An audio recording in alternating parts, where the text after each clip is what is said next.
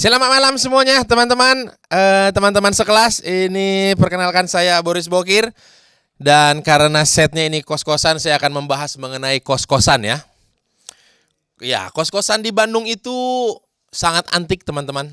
Karena buat anak-anak kosan tuh, apalagi misalkan lagi tanggal-tanggal, apa ya kita menyebutnya, tanggal-tanggal sakaratul maut ya. Tanggal-tanggal yang antara ada dan tiada uangnya karena kiriman dari orang tua sudah habis untuk berjudi ya. Uangnya biasanya itu ada beberapa hal-hal yang dilakukan karena keterbatasan. Jadi anak-anak mahasiswa itu jadi kreatif. Misalkan teknik pencampuran sampo dengan air. Buat anak kosan itu tidak penting vitamin E. Yang penting itu busanya. Jadi kalau vitamin E bodo amat, yang penting berbusa, berarti itu sampo masih bagus gitu kalau anak kosan. Itu masih bagus. Selanjutnya itu ada asimilasi sabun batang. Teknik pencampuran dua jenis sabun batang cenderung warna biru dan merah biasanya yang sudah tipis, kalau dipakai sendiri-sendiri patah. Ini kita tempelkan. Nah, kadang-kadang kalau di kosan di Bandung itu kadang-kadang suka ada pasir-pasirnya. Karena sabunnya bekas jatuh dari lantai. Dan nempel ada itu karena keterbatasan jadi terhimpit ya kan. Tapi di kosan ini juga kadang-kadang saya suka menemukan praktek-praktek biologi terselubung ya, teman-teman di kosan ya. Memang ini tidak semua, cuman rata-rata dan mayoritas lah ya. Karena waktu itu ya udaranya cukup mendukung ya, daerah-daerah di atas gitu ya, agak-agak lembab-lembab dingin gimana gitu ya. Ini biasa ditandai dengan tanda yang pertama, adanya hadirnya sepatu teplek lawan jenis ya. Kalau kita sebagai teman kosan yang kooperatif, harusnya kita sudah tahu.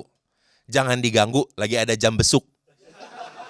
Jangan diganggu, walaupun biasanya kita minjem gunting, minta air galon, gak usah gitu. Karena kita tahu ini lagi dibesuk gitu. Lagi dibesuk itu. Itu kalau teman-teman biasa lihat, itu biasa teman-teman yang lagi ngumpul rame-rame di depan. Dia itu menghilang sendiri. Kalau teman-teman yang ngerti mah udah paham gitu. Dia menghilang sendiri. Kalau misalkan tanda-tanda kehadiran sepatu teplek ini sudah tidak ada, itu biasanya tirai yang jadi patokannya. Kalau tirainya tertutup rapih rapat, sedang ada tamu biasanya. Ya. Karena kan lihat-lihat sikon dulu kan biasa, anak-anak lagi jam-jam kuliah nih kan. Kosan kosong, sepi gitu. Mengajaklah sang biduan hati untuk ke kosan. Biduan hati, kenapa? Iya nih, lagi mager aja keluar, lagi pengen di kosan aja. Aku habis beli DVD baru loh gitu. Cenderung memang kala itu bajakan ya DVD-nya ya. Yang beli 20.000 dapat 5 itu, waktu itu masih sistemnya bajakan dah lah. Tutup tuh tirai ya kan, seret. Biasanya pintu ditutup, cekrek, itu masih aman. Nah, ini biasanya kreativitas anak kosan. Menyamarkan bunyi kunci dengan batuk. Nah, ya ada tuh ya anak-anak. Jadi dia malu gitu kalau ke gap, ceklek-ceklek gitu, malu gitu kalau ke gap gitu lagi ngunci kamar kosan tuh kayaknya tengsin gitu. Cuman gimana ya, kan dua kepala ini berbeda kepentingan ya kan. Yang satu udah menggebu-gebu ya kan. Sementara kepala yang satu gimana caranya biar nggak ke gap gitu sama teman. Karena kan sepatu atau sendal teplek udah dimasukin. Jadi pura-puranya adalah di orang ini, di kosan nggak ada orang gitu. Disamarkan deh biasa. Gitu. Dah. Mulailah menonton DVD tadi. Biasanya kalau memang itu pasangan resmi, tidak banyak preambul ya.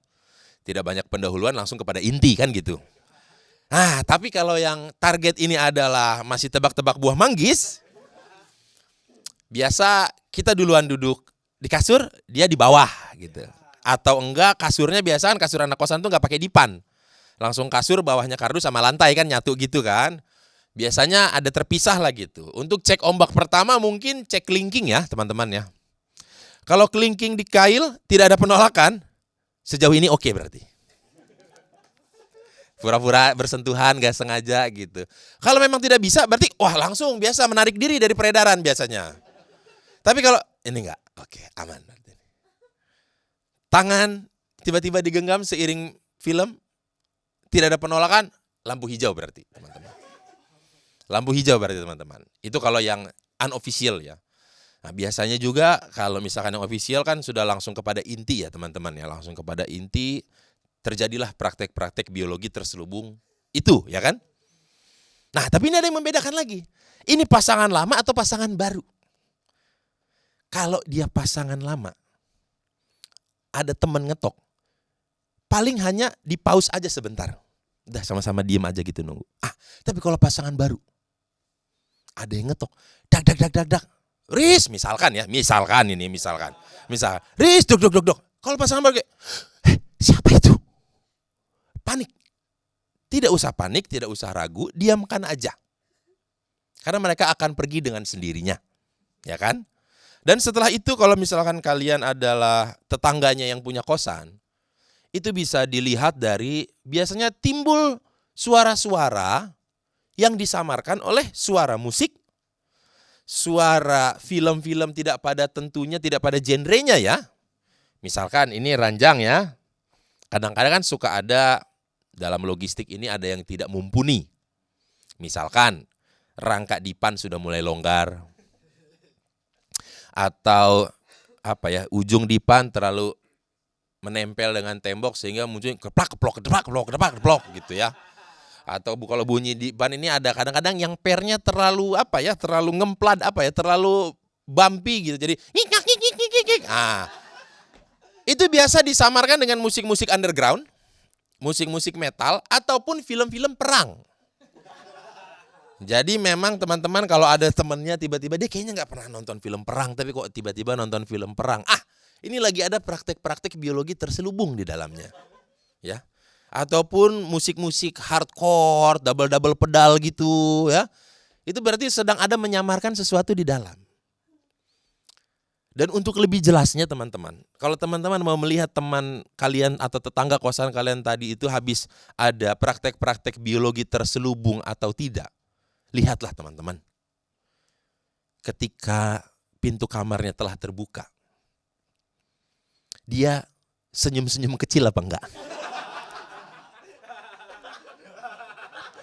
Biasanya teman-teman yang sedang melakukan sehabis melakukan praktik biologi terselubung itu ada senyum-senyum gimana gitu, kayak nggak ada yang lucu, nggak ada yang bahagia-bahagia banget, tapi dia nyengir gitu kayak gitu. Gitu aja. Kayak ada burung berkicau gitu, ada sinar matahari kayak gini pas. Dia kalau kita lagi ada di ruang tengah kosan atau maksudnya di tempat nongkrong kosan gitu, dia keluar tiba-tiba gitu. Itu cenderung habis melakukan praktek-praktek biologi terselubung. Apalagi kalau disupport dia hanya pakai celana basket atau celana olahraga dia tanpa mengenakan baju. Habis itu biasanya minta rokok. Sambil nangis, Riz, ada rokok nggak? Ya kita ketawa gitu. Dan teman-teman biasa responnya gimana? Sip, ajib. Sekian aja dari saya Baris Fakir. Terima kasih. Dadah.